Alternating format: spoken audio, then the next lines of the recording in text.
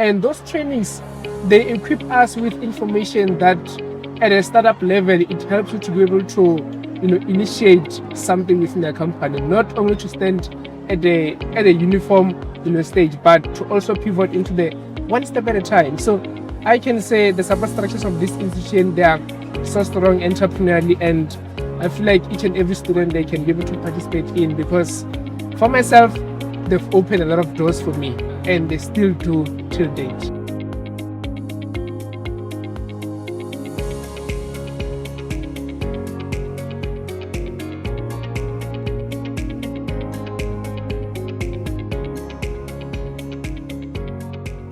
We are now joined by Given Mapaya, who has just completed his degree. It's a BSc in biochemistry and microbiology. Given, congratulations, and thank you so much for your time today. How are you feeling? Oh my goodness, just full of joy. Yeah. That emotional happiness that comes. Yeah. Knowing that the sacrifice that you made in order to achieve this degree. But what I can say is that, to be honest, it was not an easy journey. Yeah, especially being an entrepreneur, so you've got to be able to manage your time in a very good way. So I'm so much happy, and I'm pretty sure that even my family, they are so proud of me. Yeah. So let's talk about, the faculty that you are in. I can say that, talking about microbiology and science, it doesn't only require you, it requires your time, it requires your energy, but most importantly, it requires more than knowledge. We also need critical thinking. What mindset have you been having, throughout this entire journey that has helped you succeed up until this level? Well, enrolling here at the University of Venda, being in this Faculty of Science, Engineering, Agriculture, at first I, had a perception of it's just science theory, and you read books and that's it. Yeah. But come a time whereby you need to apply, the theory. That's the time where you need to be able to think out of the box, have that vigilant mindset. And most importantly, personally from my side, what I can say is that being a science field, any other field or interest in science, it needs someone who reads a lot, someone who can be able to manage their time so effectively. And thirdly, someone who is a communicator. Because science keeps on upgrading each and every day, and you really need to network, you really need to connect, and do more research. Yes. Yeah. When you talk about entrepreneurship, when they introduced you to me, they said you're Given Mapaya of 𝐴 Innovation. Yes. Talk to me about that. What is it that you do in your company, and what pushed you, or rather what inspired you to venture into entrepreneurship? Wow, that's my baby, by the way. My first baby. Yeah. So I founded 𝐴 Innovations in 2024, had an idea in 2023 when I was doing my first year. Growing up, having that goal that I want to pursue medicine, but couldn't get a space, and I ventured into BSc in biochemistry and microbiology. Yeah. So it happens that it was 7 September 2023, I went to A7 and they had an entrepreneurial talk. That's where I now started to realize that in case you can be able to transform your theory into something that can be commercialized. So basically, the idea to me, because I was still new to entrepreneurship, was like, so I can create something and make money so I don't have to work. Yeah. So that's when I now started engaging. So what I can say about my company is that 𝐴 Innovations, we are a biotechnology company. We manufacture recombinant proteins and biopolymer that are used in the healthcare, pharmaceutical, and industry. So the first idea came about identify a problem in our community. It was I identified a plastic pollution. And when I start integrating, the theory that I learned in my degree in entrepreneurship, that's why I ventured into biotechnology. And that's why I started to realize that, okay, there's biotechnology entrepreneurship, there's science entrepreneurship, and there's application of chemistry, biochemistry, and all of these fields into entrepreneurship. Hence, these companies, as you're studying first, they will understand someone is being a scientist, and we think of, okay, I'll just be a lecturer and I'll work in the lab. But owning a company, be a freelancer in the biotech space, offering your solutions and services, or maybe in a form of product. So that's something that I can say about 𝐴𝐚 Innovations and me being in entrepreneurship as a whole. Let's talk about, the faculty that you're in and entrepreneurship. Someone might say, no, people in that faculty or in those industries, usually they get paid, they make a lot of money. How would you say, how important would you say entrepreneurship is, regardless of, the industry, that you studied to work in? Well, I feel like entrepreneurship is like an ingredient in the economy globally, because entrepreneurship can be applied in many ways about different types of entrepreneurship. And as I've said, regardless of the industry, the company, most importantly is transformation. It helps countries to pivot from being developing countries into developed countries. We can talk about job creation, right? We can talk about advancement into the first world technology. So as much as individuals who are getting educated, we need to be able to enter into entrepreneurship so that we can be able to see world in another perspective.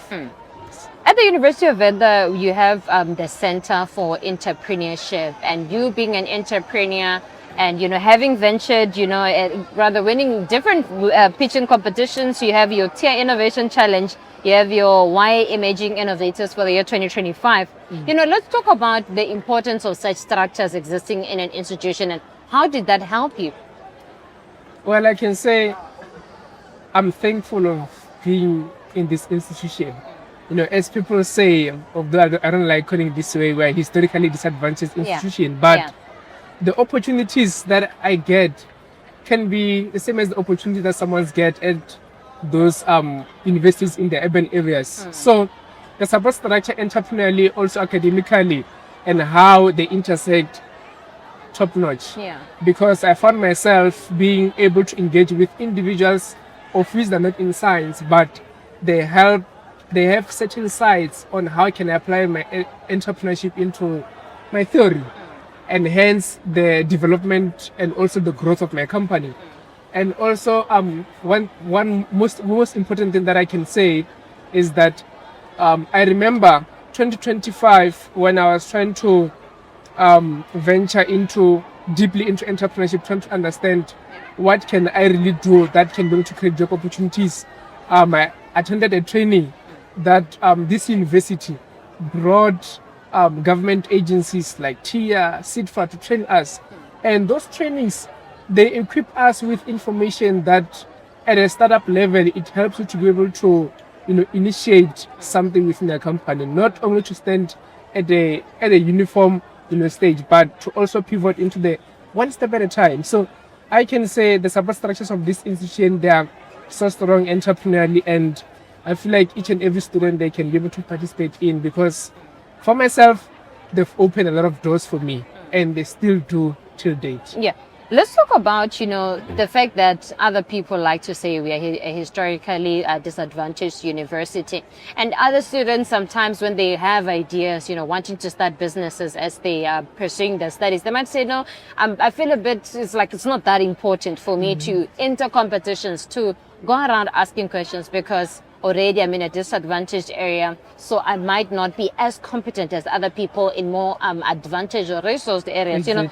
How would you say you were able to overcome, thoughts like that? And how important would you say it is to actually try to put yourself out there, irrespective of, the stigmas like that, surround where you are?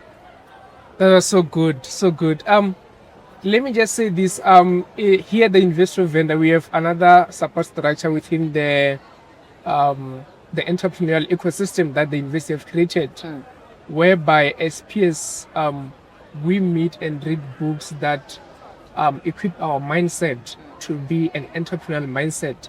They also help you to be able to think out of the box. So me starting this journey, it was not easy for some, if you have to believe something that you've not yet been into, you've not experienced its benefit, and also hearing other thoughts, external thoughts from different people, it can really draw you back. But me consistently, even though I was believing those thoughts, but me consistently being in that ecosystem, I remember we read a book called Who Owns the Ice House. It has got principles of what makes a great, not a good, a great entrepreneur. So those things, they really helped me a lot in order for me to be able to be, I can say, a solitude entrepreneurship, to go and research, investigate why people are not embarking on this. And I can say there's no valid reason that can really stop one to embark on this. We just have people that just feed us with their thoughts, of which their excuses to them, since they couldn't manage to accomplish that. So the support structure of reading books helped me. The session whereby we engage student to students, whereby they call mentors, business advisors, all the way from other countries, from big companies, people that we mostly see on TV. They come here, right? They have session with us, explaining their journey, how they started, and you tend to realize that the main ingredient, the magic behind it, is just start and do it. Yeah. So you've already talked about, your company, you integrating the knowledge that you got from the classroom into a business. What other problems are you very passionate about solving, through your field? Okay, through 𝐚𝐭 Innovations, the most critical problem that I'm solving, that I've identified since I've produced my product, is antimicrobial resistance, looking at how the infectious disease caused by bacteria, they kill people, and looking at the African structure, health structure, it being constrained in terms of funding, in terms of skills, in terms of, I cannot say ideas, but products that are really out there, available for people even at remote areas. And secondly, my concern is on unemployment, right? We always see the stats being announced on the news about South African unemployment rate, right? And thirdly, is local manufacturing.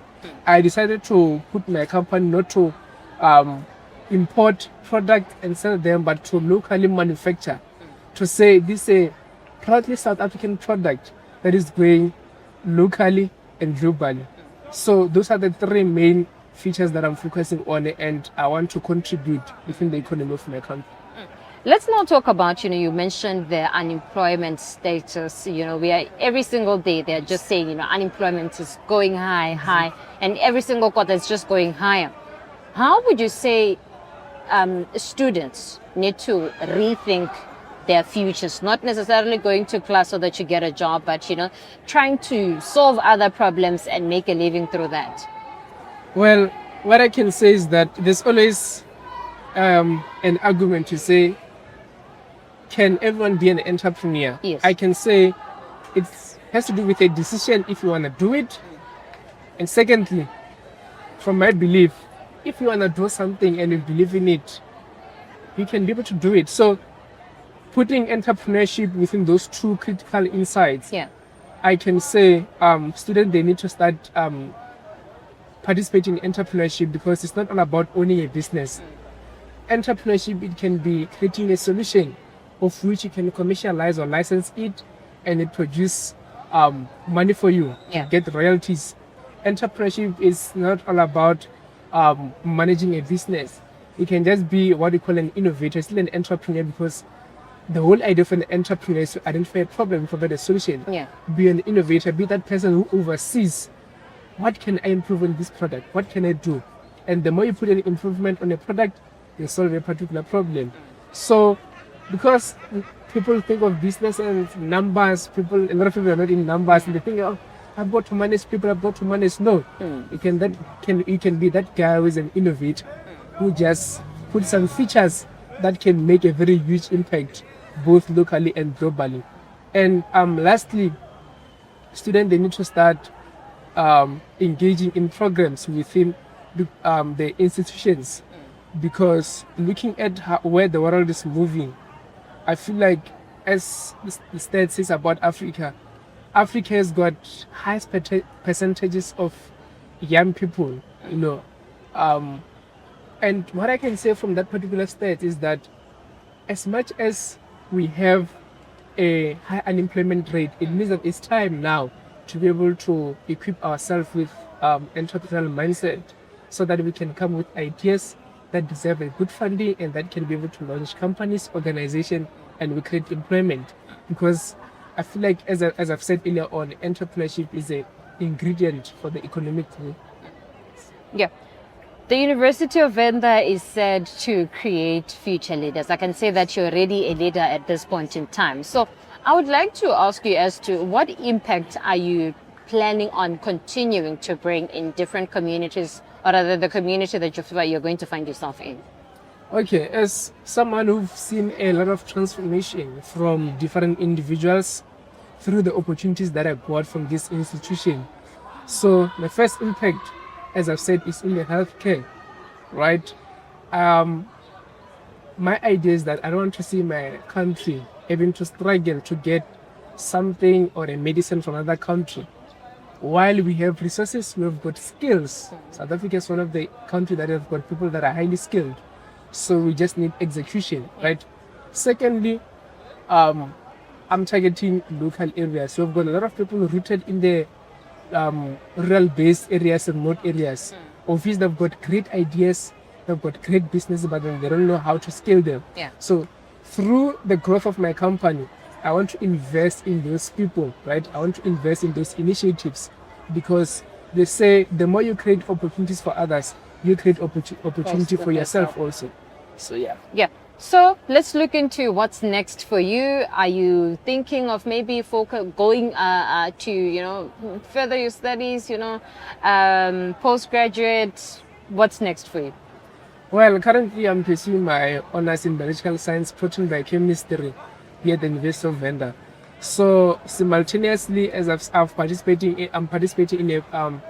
in another program called ABC Health Program, funded by one of the African billionaire, 𝐿𝐴𝐿. So this particular program, it also equipped me with science entrepreneurship, science communication, and something that I'm getting passionate about and interested about is science diplomacy, because we can talk about financial constraints and other things, but the policy that it resembles around how we can uplift the enterprise of a particular country, it's a matter that young people need to embark on. Change the policies of how entrepreneurs can be funded, because we've got there's just different types of ideas that you can initiate through yourself, right? But there's some ideas they need risk analysis, and a lot of us, we are not quite knowledgeable around that. So that's something that I also want to look at: science communication, science diplomacy, and yeah, complete my postgraduate studies up until PhD, and also pushing my company so that it can grow and increase the impact. Yes, absolutely understandable. I think it's quite interesting and remarkable as well how now you have integrated both entrepreneurship and the whole science world, and making sure that those two worlds meet. To somebody else who is a fellow scientist, someone who never thought maybe, or rather doesn't really understand the relationship between the fact that the relationship between the two can exist. What is it that you'd like to say to that young child out there, to the students maybe in your faculty, with regards to the importance and also the ability to manage the two, entrepreneurship and also being a student, and also the scientific industry? Well, let me start with the scientific industry, but this particular fact that I'm going to make, it can apply to both. To say, there's never been time to be alive like this era that we are in, whereby it's an era full of opportunities, era full of money, era full of highly skilled people, connections, and going down, narrowing it to someone who wants to start to embark on entrepreneurship while they're still a student is, I can say, start identifying your weaknesses. And of course, as you identify your weakness, you also know your strength. Try to find a way how can you use your weakness to become your strength. Right? You say that I can't manage, for example, someone say, okay, I can't be able to balance between attending entrepreneurial programs and also being a student. Then another question will be, how does your time management looks like, right? So another thing that I can say to them is that those weaknesses, they can be able to help you in order for you to be able to accomplish both things that are trying to tackle simultaneously. And I think lastly, that's what most important is, that always connect with people. because as human beings, we cannot do things as being a loner, right? Yeah. You need people to assist you, right? So the more you find people who understand what you're doing, it will become easy for you to reduce a workload for you. At the very same time, you can be able to thrive in your academics. I believe that if I would be able to do it, and hence I made it. So I don't think it might be possible to another child, right? It's just a matter of identify your weakness, turn them into a strength. Yeah. And Yeah. Given Mapaya of 𝐴𝐚𝐭 Innovations, BSc Yes. in Microbiology and Biochemistry. Thank you so much for your time and congratulations once again. Thank you so much. Thank you.